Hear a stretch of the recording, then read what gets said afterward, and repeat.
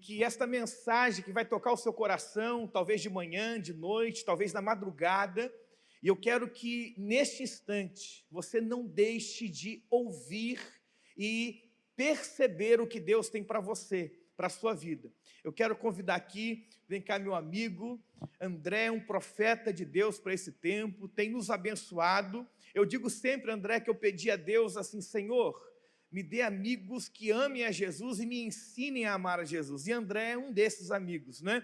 Muitos já conhecem o André representa a comunidade Shalom, Nova Terra, ele é pastoreado pelo meu amigo Júlio, e eu louvo a Deus porque o André tem sido um homem que o Senhor tem levantado para esse tempo. Ele é escritor, ele é um profeta, ele tem assim, nos ensinado, quem segue o André nas redes sociais, tem nos ensinado sobre a intercessão, e com certeza ele vai falar ao seu coração. Que Deus te abençoe. Não fique longe dessa palavra. Deixa Deus tocar na sua vida. Eu vou orar por ti, André, pedindo que o Senhor te use com poder e como instrumento nas mãos dele. Ó Deus, obrigado, porque o André é teu filho amado. E nesta hora, ó Pai, ele está no governo do Senhor. O teu Espírito que tem toda a autoridade, o teu Espírito, ó Pai, que nos direciona para um lugar de glória, esteja usando o teu filho nesta hora, esteja fazendo aquilo que o Senhor já planejou para fazer aqui nesta noite.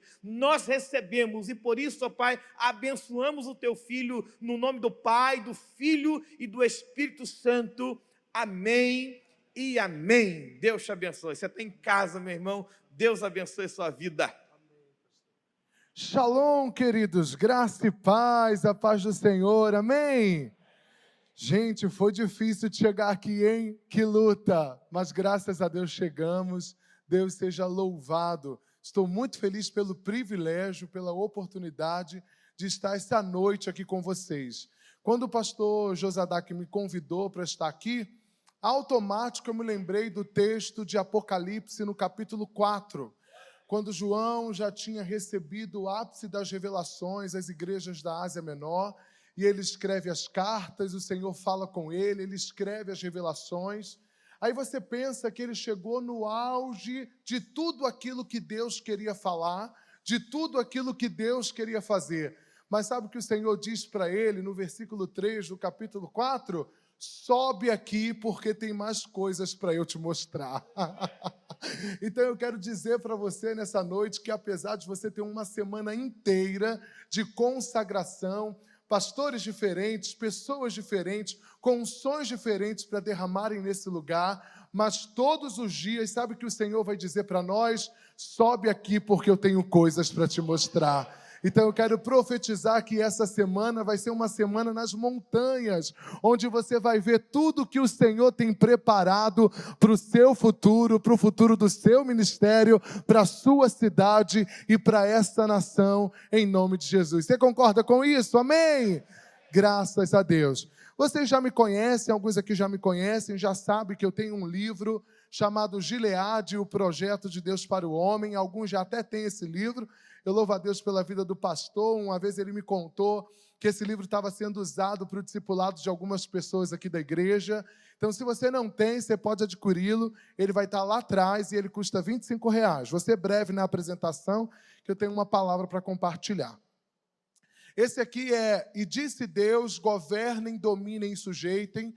Aqui eu falo sobre as minhas revelações, as exposições daquilo que Deus mostrou para nós a respeito de intercessão, de autoridade espiritual, o chamado do homem para a mordomia, para governar a terra. Salmos 115:16 diz que os céus são os céus do Senhor, mas a terra ele deu aos filhos dos homens, em algumas versões aos filhos de Adão. Nós temos a terra por direito de herança duas vezes, por direito de criação e por direito de redenção. Então a terra é nossa. Então nesse livro eu falo um pouquinho sobre isso. São as revelações de 8 anos ministrando os nossos seminários de intercessão. Nós já ministramos em alguns países, ministramos um seminário de intercessão em Cuba. Você pode dar glória a Deus por isso? Nós ministramos um seminário de intercessão em Cuba e Deus chegou para nós e disse, olha, eu quero que você pegue todas as apostilas, revelações que você tem e transforme em um livro, porque existem lugares que você não vai chegar, mas o livro vai. Então, nós obedecemos, e ele está aqui. Se você quiser aprender mais sobre isso, sobre autoridade espiritual, você pode adquiri-lo lá atrás, ele custa R$30. E aqui eu tenho o meu bebê mais novo, nasceu esse ano, um pouco antes da pandemia, que é Os Fundamentos da Batalha Espiritual. E nesse livro eu falo sobre os fundamentos da libertação e da cura interior. Já fazem alguns anos também que nós trabalhamos nessa área, e eu decidi colocar aquilo que a gente entende sobre batalha espiritual nesse livreto. É uma série, vão sair mais 2 da série Batalha Espiritual, o segundo é Intercessão, o terceiro são Armas Espirituais.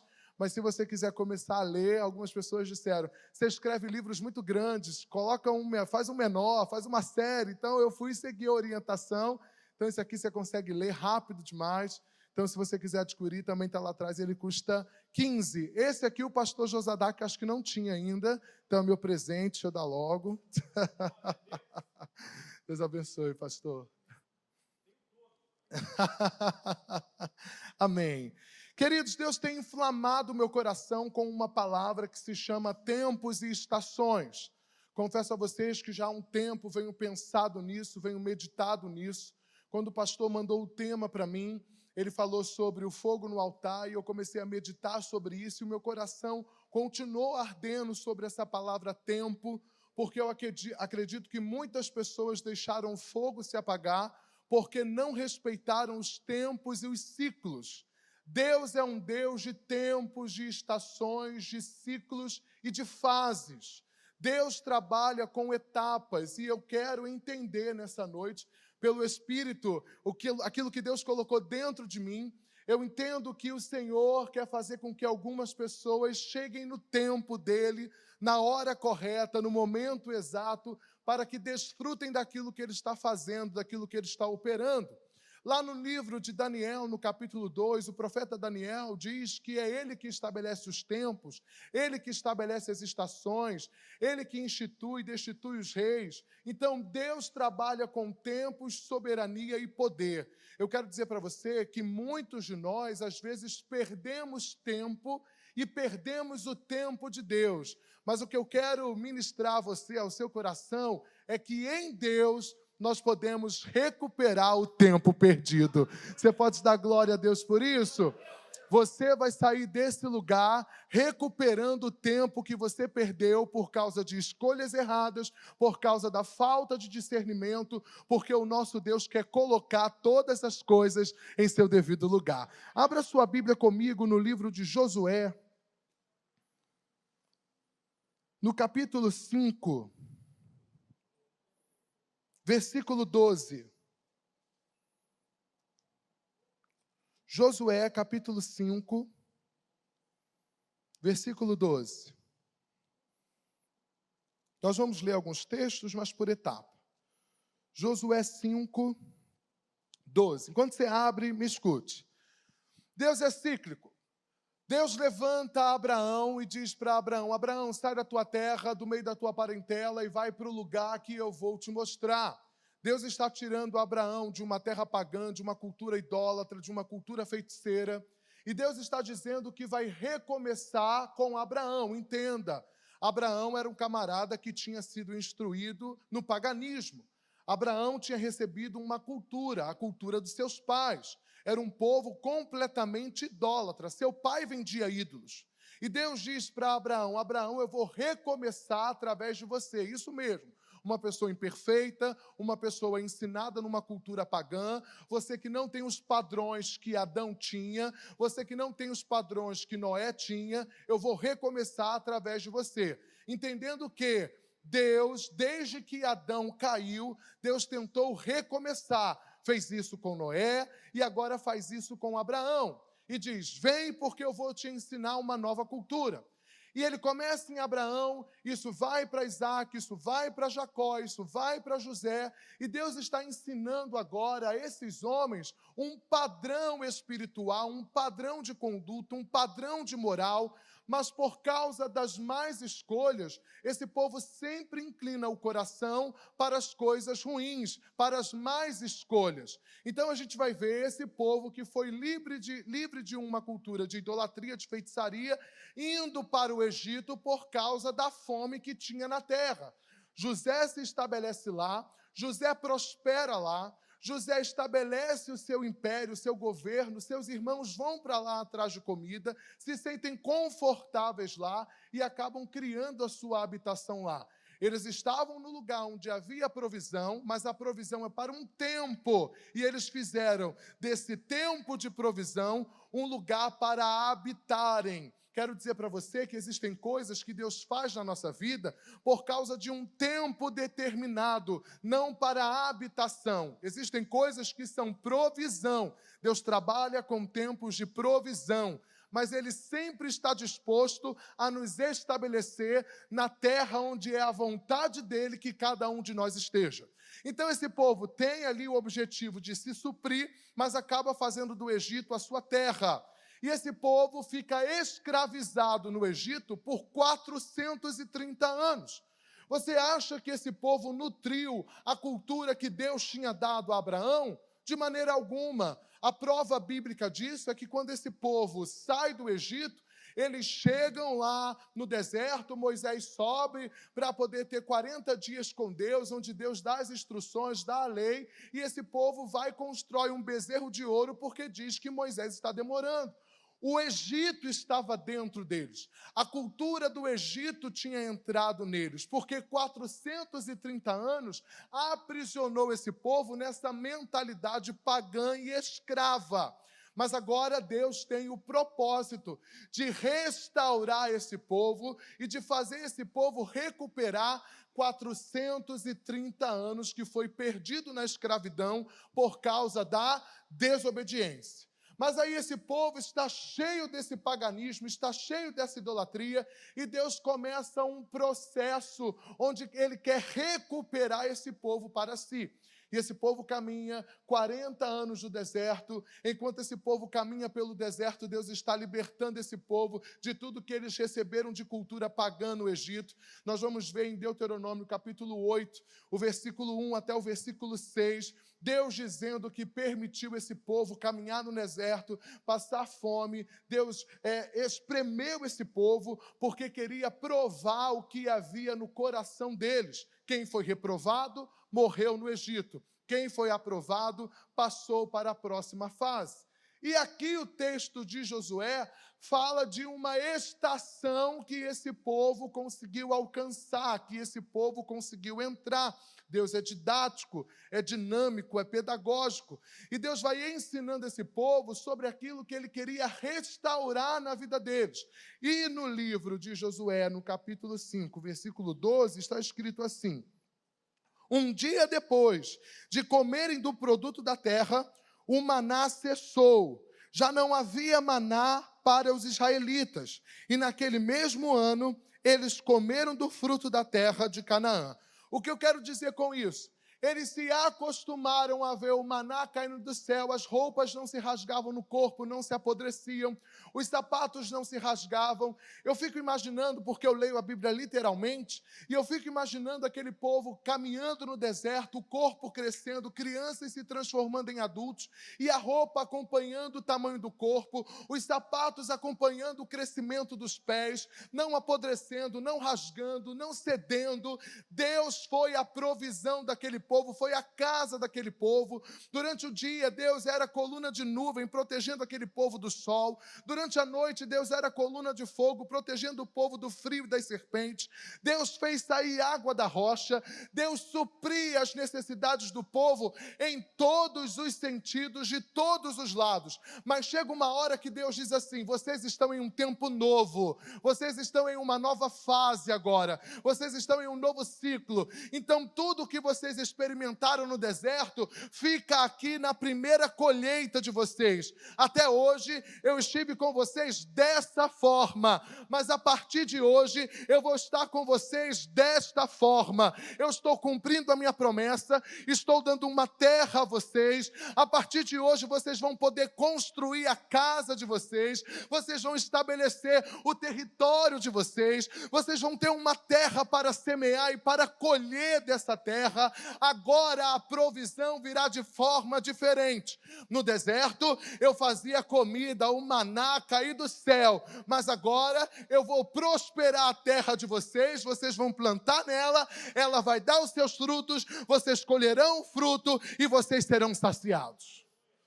Você entende que Deus proveu para esse povo, tanto de uma forma como de outra, só que Ele mudou a forma de se manifestar de acordo com o tempo e de acordo com a estação. Muitos de nós desanimamos, frustramos, ficamos cabisbaixos. Sabe por quê? Porque achamos que Deus se afastou, nos abandonou, nos desprezou. Deus não está ouvindo as nossas orações por causa da nossa dificuldade de entender que existem fases da nossa vida e nessas fases Deus trabalha nelas de forma diferente. O Senhor está despertando você, Ele está dizendo para você: ei, chegou uma nova fase da sua vida, chegou uma nova estação da sua vida. Quando você entra na terra, automaticamente a forma como eu me movo a seu respeito começa a mudar. Você pode dizer isso para você: Deus está comigo. Talvez esteja se movendo de forma diferente. Nós nos acostumamos, nós nos adaptamos às maneiras como as coisas acontecem. Uma vez eu li um artigo que dizia que as pessoas elas têm um instinto de sobrevivência. E é natural, nós lutamos pela vida. Uma vez lá na rua teve um tiroteio e um rapaz escalou um muro de parede chapiscada de uns 4 metros de altura. Com a unha, ele foi subindo para pular o muro com medo do tiroteio. Sabe por quê?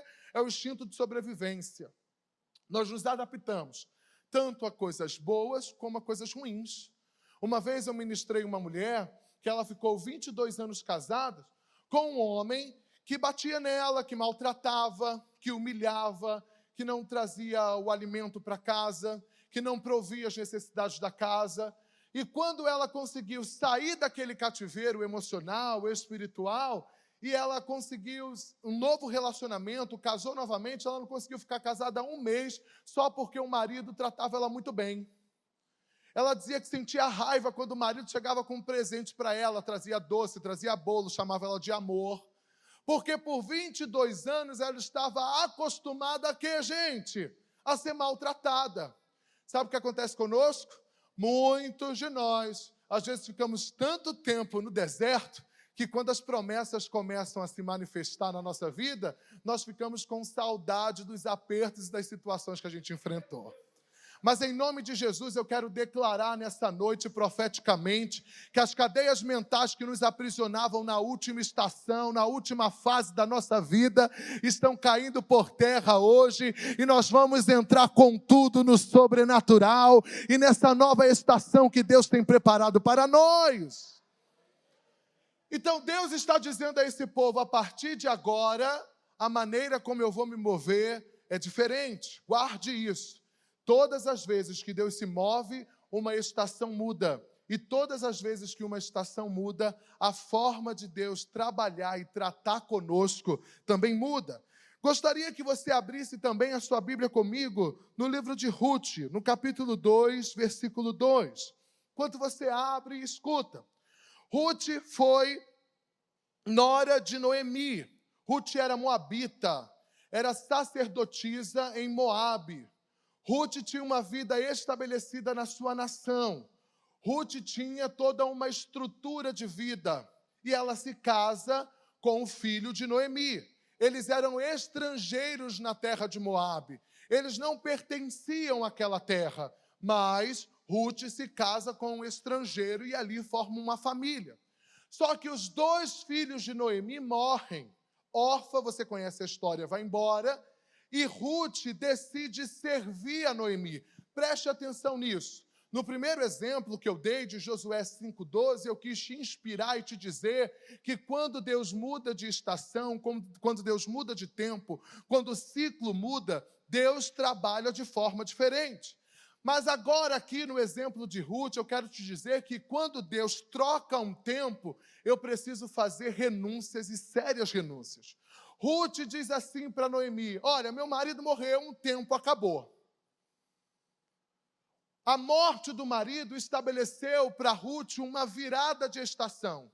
E ela diz para Noemi: agora teu Deus é o meu Deus, teu povo é o meu povo, tua terra é minha terra. Aonde você for, Noemi, agora eu vou. Irmãos, preste atenção nisso. Ela não era qualquer uma em Moabe. Ruth era sacerdotisa em Moabe. E agora o nível de renúncia dela é tão poderoso que ela renuncia a sua posição, renuncia a sua crença, renuncia a sua fé, renuncia tudo que ela tem para seguir uma velha que não podia catar espigas nem para ela.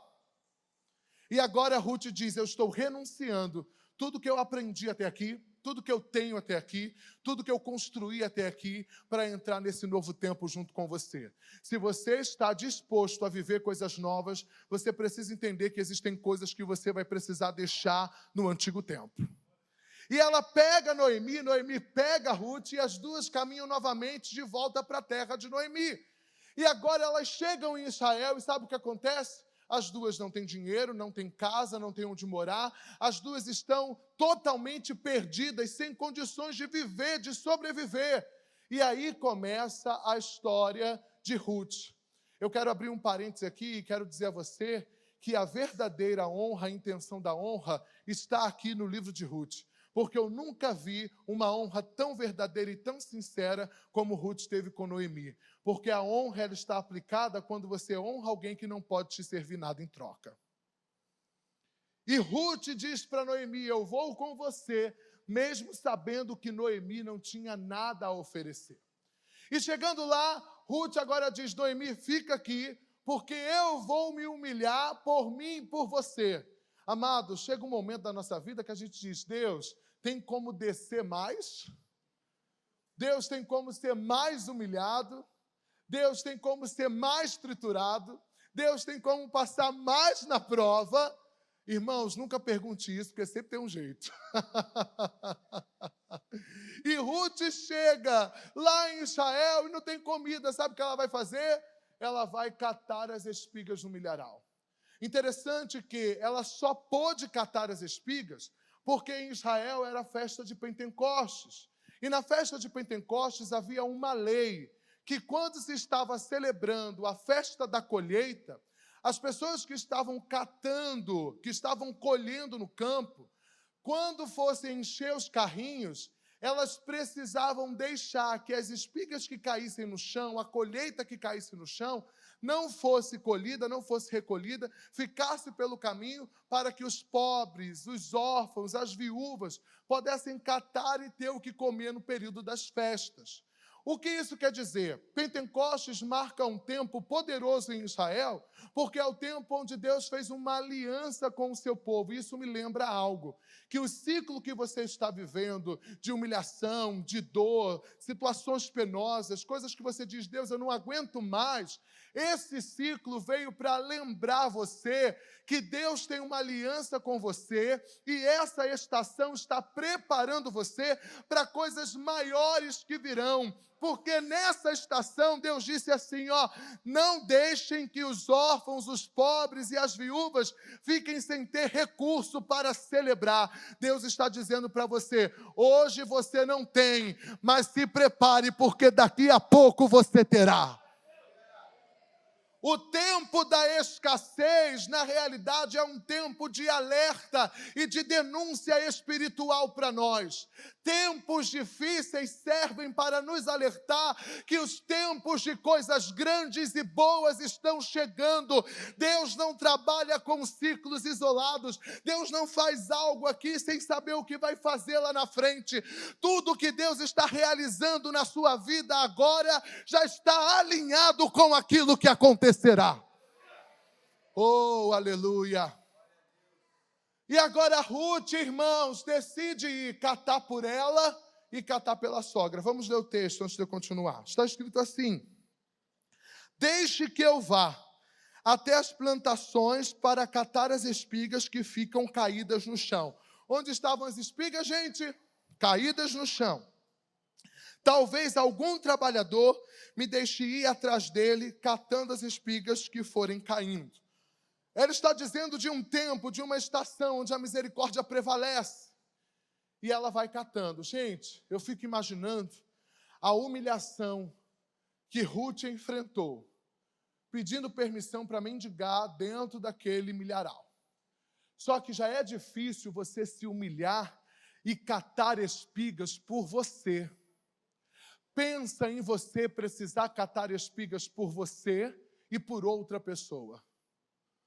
Pensa em você ter que mendigar por você e por outra pessoa. Pensa em você precisar se humilhar por você e pela sua família. Pensa em você ter que se humilhar por você e por terceiros. Talvez você diga: Deus, se eu perdoar fulano, se eu perdoar ciclano, se eu fizer isso por fulano, se eu fizer isso por ciclano, eu vou me prejudicar. Foi o que Ruth fez. Ruth não se importou se ela teria que se humilhar duplamente. Talvez as pessoas diriam: nossa, olha o tamanho do cesto de coisas que ela está colhendo. Ela é egoísta, mas as pessoas não sabiam que elas estavam catando por duas pessoas. Deixa eu dizer algo para você. Nós não somos responsáveis por aquilo que as pessoas pensam de nós, mas nós somos responsáveis por aquilo que Deus pensa de nós e por aquilo que nós podemos fazer com a nossa vida. Ainda que você tenha que perder a sua reputação e se humilhar diante do Senhor, essa é uma chave. A humilhação é uma chave para a mudança da sua história. E ela vai catando as espigas, irmãos, por ela e pela sogra. E ela cata as espigas por ela e pela sogra. Sabe o que acontece quando ela está no campo catando as espigas? Boaz aparece. Quero dizer para você que a sua humilhação está preparando o terreno para o mensageiro do Senhor trazer as boas novas. Se você estiver atento, você sai daqui hoje com um relatório completo do futuro que Deus está preparando para você. Nessa situação que você está vivendo, se você se humilha, preste atenção, Deus vai enviar um mensageiro, o Boaz, que vai mudar a sua história. E Boaz conhece Ruth e os olhos de Boaz se encantam por Ruth. E Ruth, da catadora de espigas, a pobre, a imigrante, a ex-sacerdotisa, a moabita, se transformou em uma das mulheres mais ricas daquele território em Israel. Sabe por quê? Deus muda as histórias de acordo com os tempos e de acordo com as estações. Quero dizer para você que um tempo está mudando nessa semana, uma estação está mudando nessa semana, e Deus está pronto para mudar a sua história de forma sobrenatural. E eu só consigo lembrar do texto de Apocalipse 4. Sobe aqui para ver o que eu estou preparando para o seu futuro. É isso que Deus quer fazer. Deus quer mudar esse ciclo. E esse ciclo, o que você está vivendo hoje, está anunciando aquilo que Deus fará amanhã. Eu gostaria que você abrisse em outro texto comigo, que é em Tiago, capítulo 5. Os versículos 17 e 18. Tiago, capítulo 5. Versículos 17 e 18.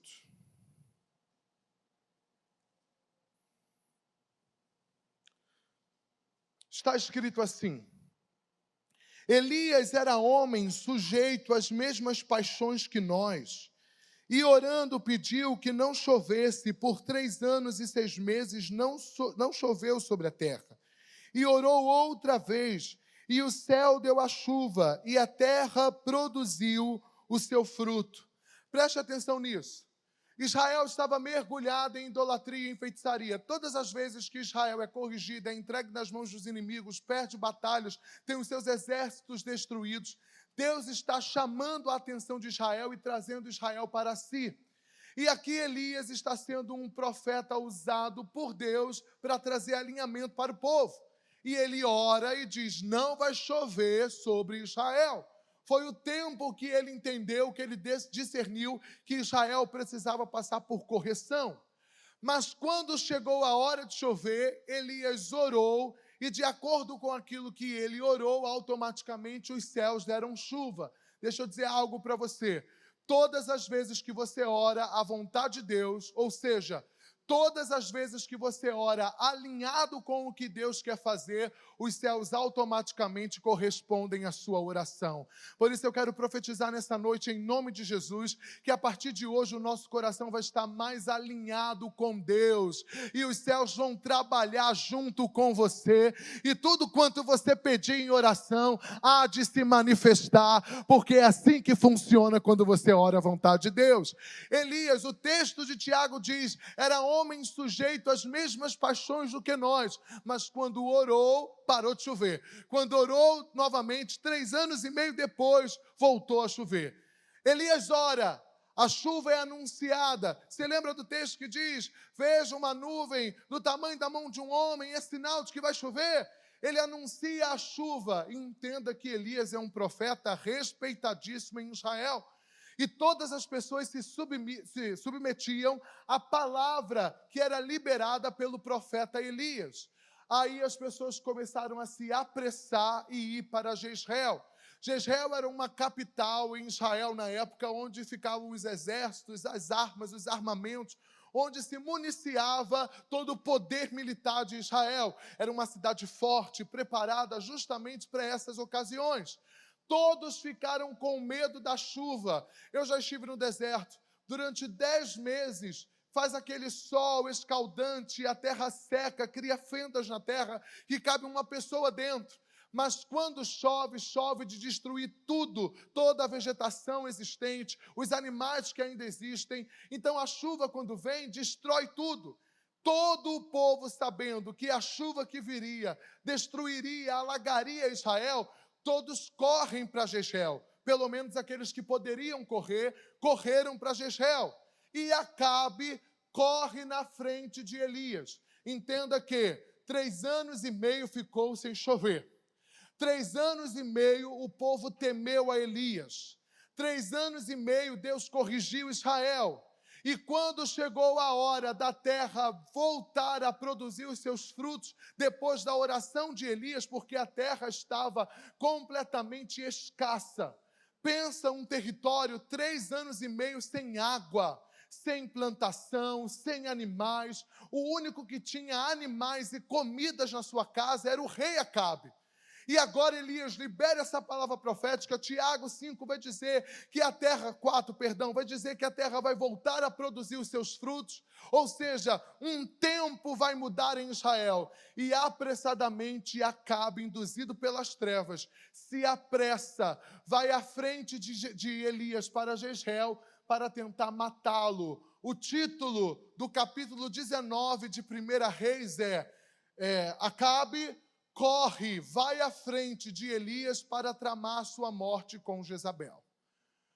Depois que esse novo tempo foi anunciado, preste atenção nisso.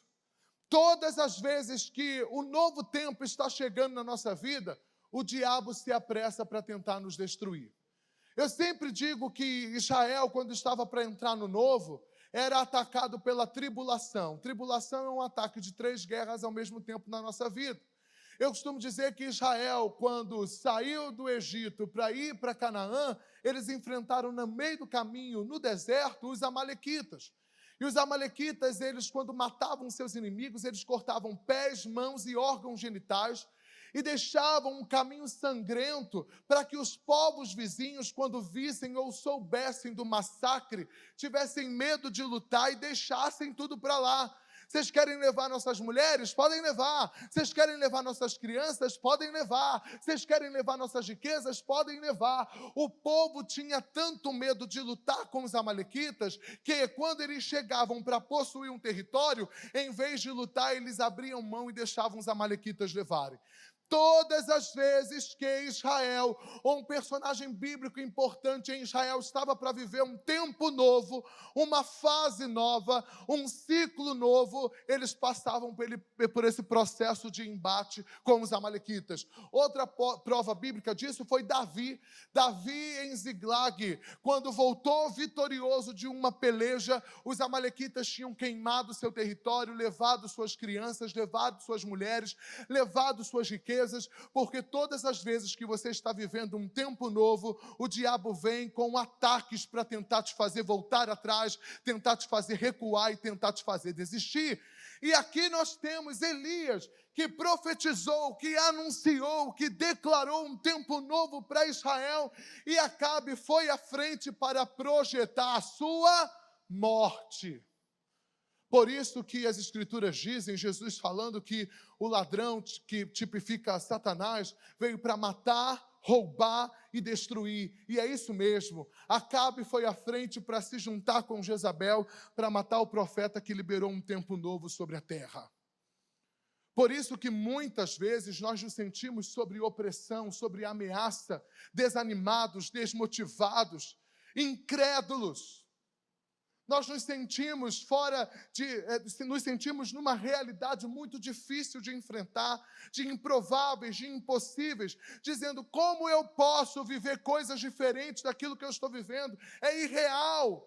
Eu olho para um lado, tem luta, eu olho para o outro lado, tem luta. Parece que uma guerra se estourou contra mim, como disse o rei Davi. Parece que uma guerra se estourou contra mim, e é isso que acontece quando você está dando passos para a novidade. Só que sabe o que aconteceu, irmãos? Está escrito que o Espírito do Senhor veio sobre Elias.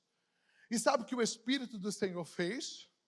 O Espírito do Senhor colocou Elias para correr. Sabe o que é interessante do texto? 1 Reis 18, se você quiser ler depois. O interessante do texto é que Elias recebe o Espírito do Senhor e Deus não diz para ele o que fazer. Ele recebe o Espírito do Senhor e ele começa a correr, porque o Espírito já veio com o que ele deveria fazer, com a direção que ele deveria tomar, ou seja, acelerar os passos.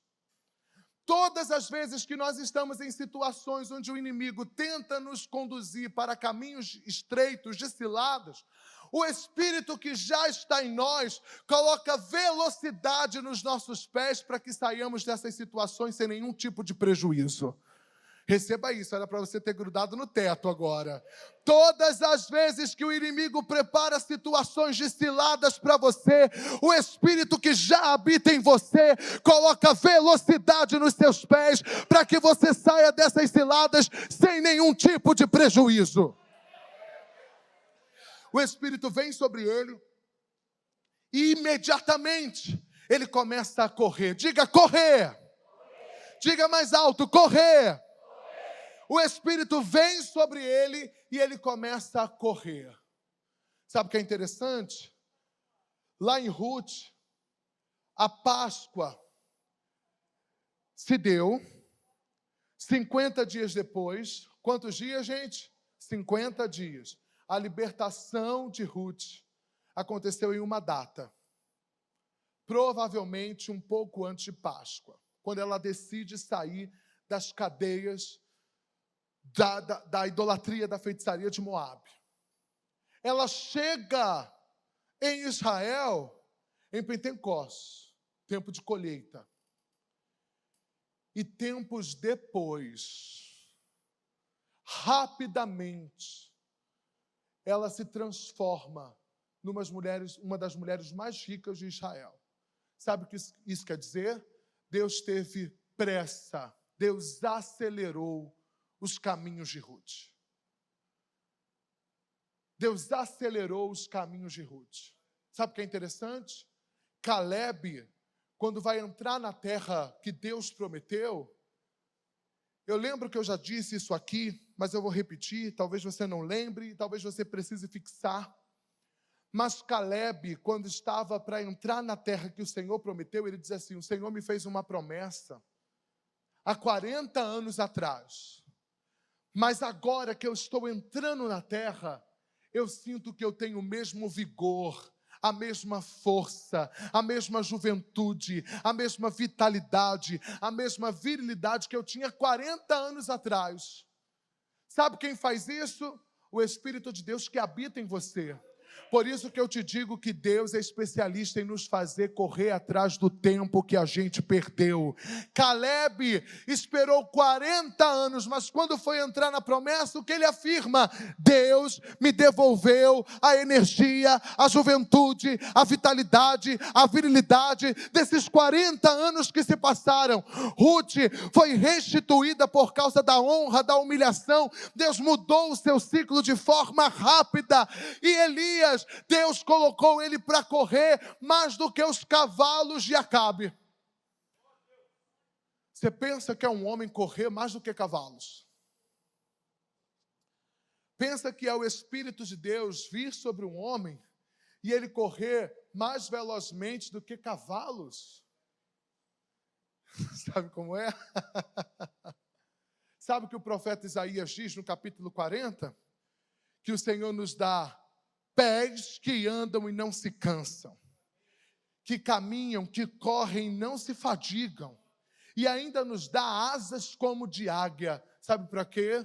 Para que você ande, para que você corra, para que você voe e você alcance o lugar, o tempo, a estação, o projeto, o propósito que Deus preparou para você. O que Deus está dizendo para nós aqui nessa noite é: corra atrás do tempo perdido.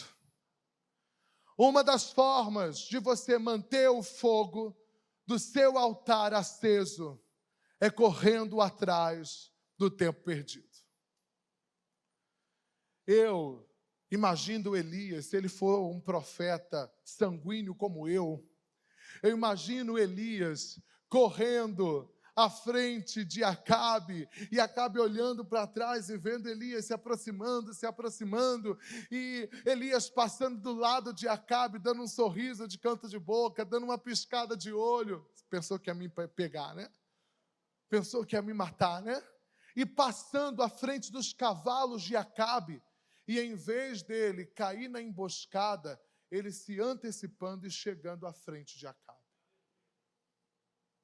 Você entende que todas as vezes que nós estamos no tempo de Deus, automaticamente nós chegamos à frente do inimigo, automaticamente nós chegamos à frente de todo o projeto das trevas para tentar nos frustrar, nos esfriar, nos enfraquecer e nos desanimar.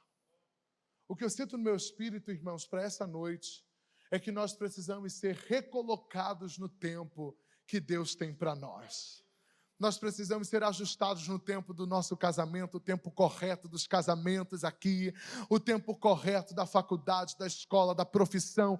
Deus quer te colocar dentro do tempo correto, só que você pode correr e você pode caminhar em direção a isso. Tudo que nós vivemos tem um propósito. As estações, elas servem para realmente nos processar e nos melhorar. A uva, quando ela está na estação de fruta, ela tem um valor. Todo vinho, antes de ser vinho, ele foi uva na estação da fruta. E se você for em qualquer hortifruti, em qualquer supermercado aqui do bairro, e você perguntar o preço da uva, da bandeja, do quilo da uva, ela vai ter um valor. Qual seria o valor do quilo da uva por aqui? Alguém sabe me dizer? 14, 15, ok, 14, 15 reais. Só come banana, pastor. Mas você sabe qual é o preço do vinho mais caro?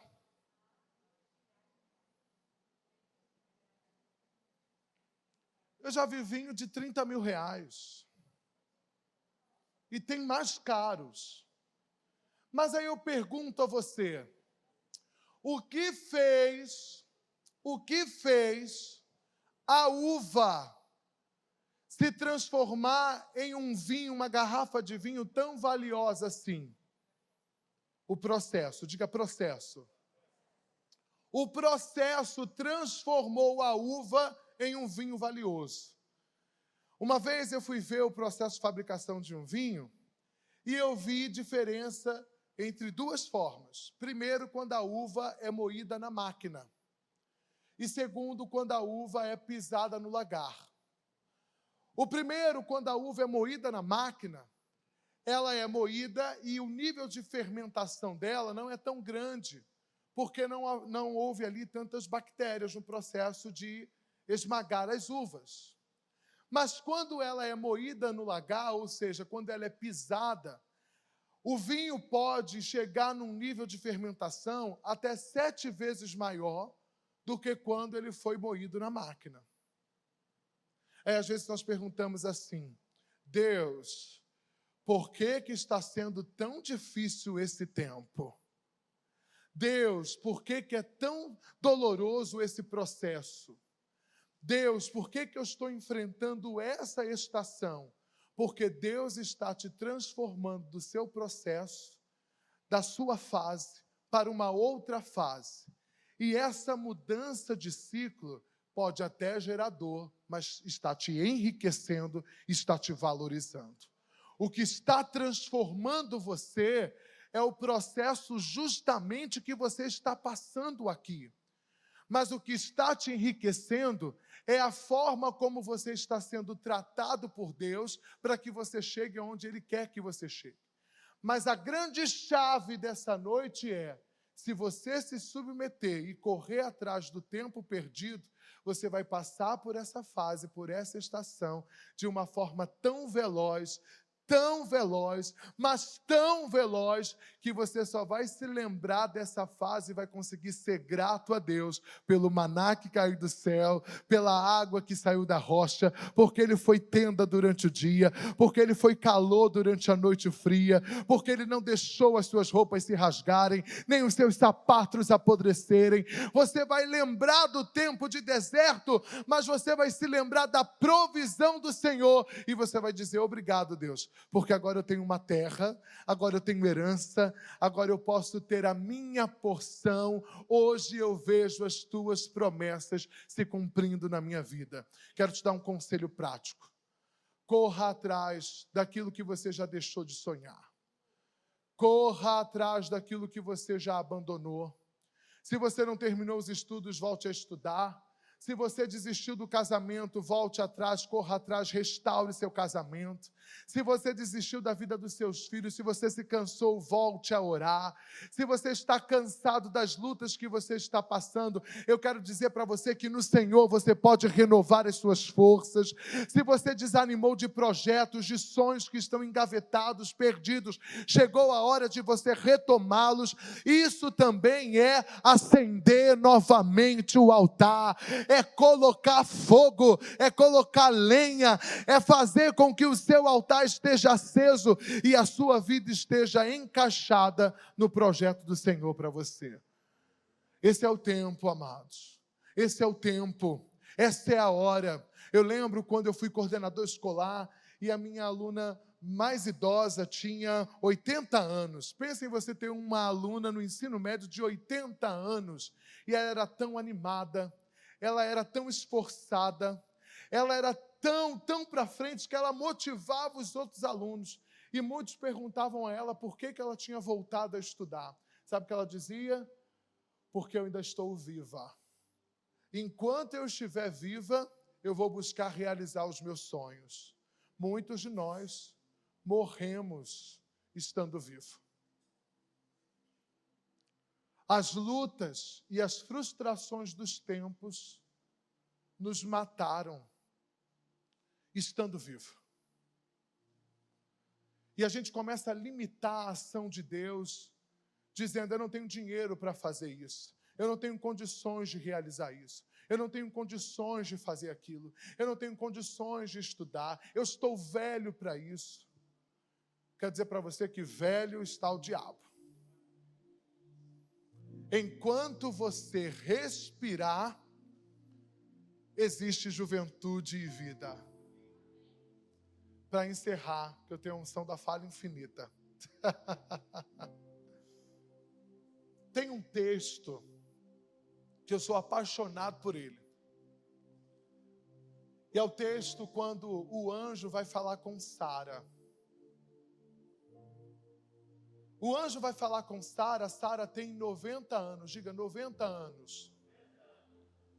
E o anjo diz assim a Sara: Sara, chegou a hora de você ter o filho da promessa. O anjo chegou anunciando que a promessa ia se cumprir. O que Sara responde ao anjo? Estou velha demais. Eu e Abraão nem temos mais vida de casados. E a minha Bíblia, na versão de hoje, eu tenho uma Bíblia, versão de hoje, a tradução, diz assim: e Sara zomba do anjo. Era tão improvável, gente, era tão impossível, que a Sara ri, dizendo: isso está fora de alcance de acontecer. Isso está fora de alcance. Aí o anjo vai, deixa a Sara rindo sozinha, falando sozinha, e vai para Abraão. Sabe quantos anos Abraão tem? 100 anos. Diga 100. Quantos anos você tem? As mulheres não precisam dizer, tá bom? Um tinha 90, ela tinha 90, ele tinha 100. Abraão, levanta, pega Sara. Não, diz assim: Abraão, levanta depressa. Dizer para um velho de 100 anos levantar depressa. Pega Sara e vai para a tenda fazer o filho. Mistério, né, gente? Só Deus.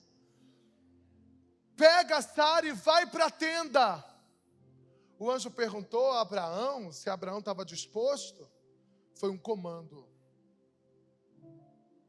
Hoje Deus está inspirando cada um de nós e dizendo: vai, levanta depressa, pega teu sonho, pega o projeto, pega o propósito, vai conquistá-lo, vai desbravar, vai correr, vai avançar, vai em frente. Sara engravida. Sara é mãe aos 90 anos e Abraão é pai, cumpre-se a promessa com 100. Moisés foi chamado com 80 anos para libertar o povo que estava aprisionado no Egito. Sabe o que Deus está dizendo para nós? Todos eles recuperaram o tempo perdido.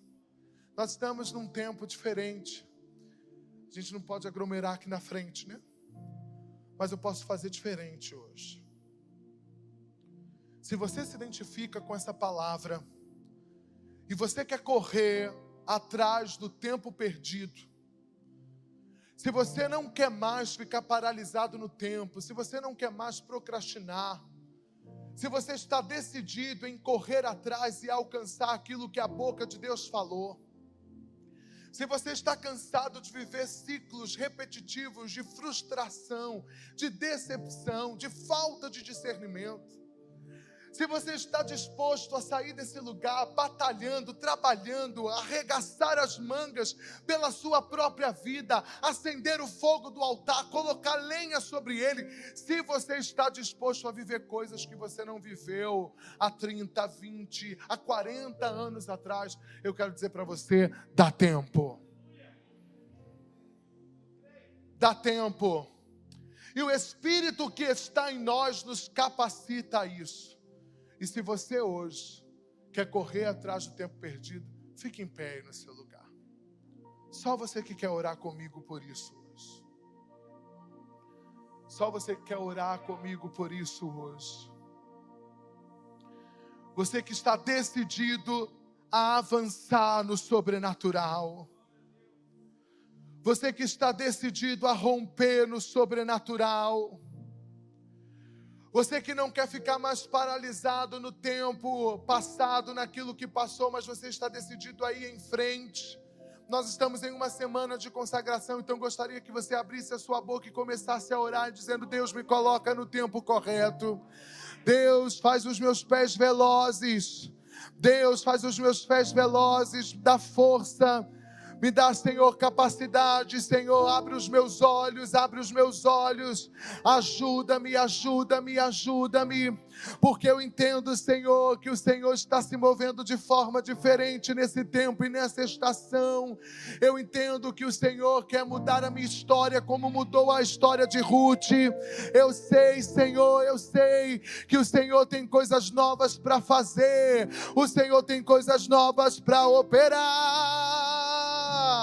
Oh, fale com Ele, fale com Ele, fale com Ele, peça ao Senhor para que te dê a direção. Senhor, abre os meus olhos, eu quero ver, Senhor. Oh, abre os meus olhos, abre os meus ouvidos, eu quero escutar, eu quero discernir os caminhos, a direção. Eu quero, Senhor, discernir o lugar onde o Senhor quer me levar, a direção que o Senhor quer me dar. Faça a sua oração, faça a sua oração ao Senhor. Faça a sua oração, faça a sua súplica nessa hora, faça a sua súplica.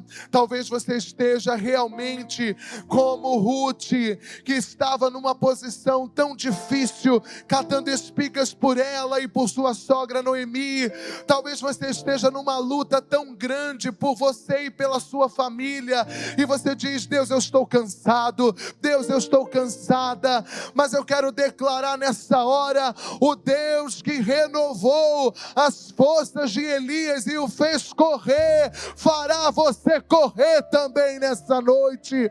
O Deus que renovou as forças, que deu energia, que deu capacidade, é o mesmo Deus que está aqui entre nós, porque está escrito que quando 2 ou 3 se reúnem em seu nome, Ele se faz presente. Receba nessa hora força sobrenatural para correr, para avançar, para destravar, para desbravar. Você que tinha parado os estudos, ou você que tinha parado de estudar e você disse: eu não consigo mais, eu não tenho mais paciência.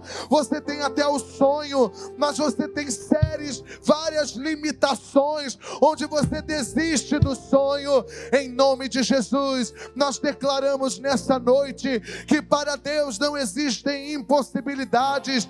O nosso Deus é poderoso para te devolver a alegria e para que você termine aquilo que você começou.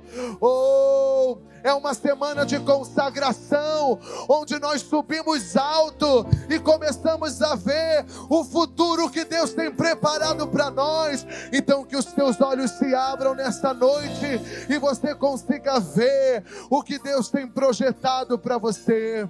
Oh!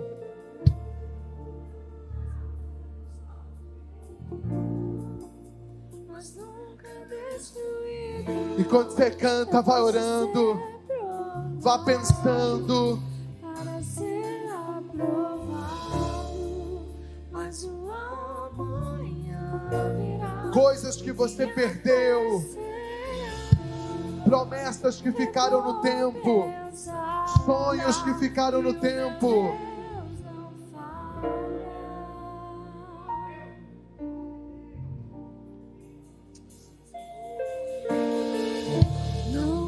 Pela vista, não, eu vivo.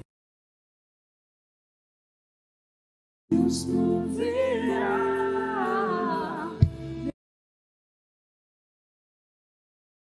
Olhe para o alto, tudo que você necessita. Sim, Deus proverá. Deus proverá. Senhor, nesta noite nós queremos bendizer o Teu nome, porque sabemos que o Senhor é Deus de tempos e estações, e sabemos que o Senhor está nos conduzindo por caminhos altos, e sabemos que o Senhor não falha, e em todas as promessas que o Senhor fez a Israel, todas todas elas o Senhor cumpriu. Por isso, nessa hora, nós queremos apresentar essa igreja ao Senhor. Apresentamos cada irmão que se levantou, que se colocou de pé e que decidiu no Espírito correr atrás do tempo perdido. Senhor, existem pessoas que têm aqui promessas, sonhos, palavras de 20, de 30, de 40 anos atrás. Pessoas que sentem como se o tempo tivesse sido perdido. Pessoas que dizem: eu não realizei, eu não fiz, eu não conquistei, eu não adquiri, eu não consegui. Pessoas com sentimento de fracasso, decepção. Mas nessa hora, Senhor, sabemos que o Senhor preparou para nós lenha, fogo, e que nós estamos realmente diante do Deus que é poderoso para derramar sobre nós fogo dos céus. Por isso, nesta hora, nós declaramos que o nosso coração está completamente disponível. Nós estamos disponíveis para viver tudo que o Senhor teve, tem e está preparando para nós. Por isso, com o nosso coração preparado, nós declaramos nesta hora: pode derramar teu fogo, Senhor, pode acender o nosso altar, pode reanimar, reavivar as brasas de projetos que até pensávamos que tínhamos desistido, que estavam falidos. Mas nesta hora nós declaramos neste lugar, na autoridade do nome de Jesus, que tudo que a boca de Deus disse a nosso respeito se cumprirá, porque Hebreus 6,18 diz que existem duas coisas que Deus não mente, não volta atrás, que é sobre a promessa e o juramento. Por isso nós declaramos nesta noite que tudo que Deus falou se cumprirá. Nesta hora nós corremos atrás de tudo aquilo que muitas vezes foi roubado de nós por espíritos malignos, mas nessa semana de consagração nós fazemos guerra espiritual e declaramos nessa hora: todos os espíritos malignos que roubaram coisas de nós, tragam de volta agora, amarrados, tragam a nós tudo que foi roubado da nossa história, da nossa vida. Pessoas que foram roubadas em sonhos, tempo, projeto, dinheiro, empresas, nós declaramos que este será um tempo de restituição, nós declaramos nesta hora e profetizamos na autoridade do nome de Jesus: tudo que nós não vivemos em 30, em 40, em 20, em 10 anos, viveremos em meses, viveremos em dias, para que o nome do Senhor seja glorificado. Nós oramos nesta noite, Senhor, nós oramos nesta noite, crendo que o Senhor está nos colocando dentro do tempo correto, em nome de Jesus. Você acredita em palavra profética? Eu tenho uma palavra profética para a tua vida. Tudo aquilo que você não viveu em anos, eu profetizo que você viverá em meses. Aquilo que você não viveu em 10 anos, eu profetizo que você viverá em meses. E aquilo que você não viveu em meses, você viverá em dias. O Senhor está abrindo uma porta de oportunidade esses dias, nesse tempo. E eu declaro que Primeira Igreja Batista de Queimados, todos vocês entrarão por essas portas de oportunidade. E tudo que estava travado, retido, nós declaramos nessa hora: seja liberado em nome de Jesus. E como Ruth, você volte do campo, indo humilhado, mas voltando com os seus feixes, cantando hinos de júbilo ao Senhor. Deus te abençoe, em nome de Jesus. Aleluia, aleluia, glória a Deus. Pastor. Glória a Deus. Obrigado, André. Deus te abençoe. Que esta palavra seja multiplicada na sua vida e multiplicada na vida de outras pessoas, em nome de Jesus.